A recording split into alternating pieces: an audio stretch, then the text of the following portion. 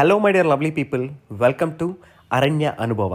మరి ఈ సిరీస్లో చూస్తే అసలు ఈ ఫారెస్ట్ కమ్యూనిటీలో మనకి ఫుడ్ ఎలా ఉంది, మరి నా సైడ్ నుంచి ఆలోచిస్తే నేను ఏ ఫుడ్ అయినా అడ్జస్ట్ అయిపోతాను.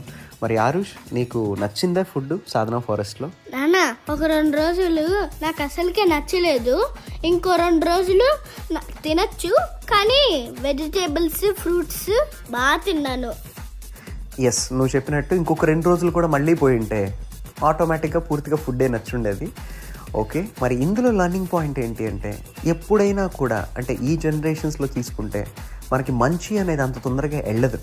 మరి ఎప్పుడైతే మనం దాన్ని అలవాటు చేయడానికి ట్రై చేస్తామో ఖచ్చితంగా ఈరోజు కాకపోతే రేపైనా సరే పిల్లలకి అది అలవాటు అవ్వడానికి 100% ఛాన్సెస్ ఉన్నాయి.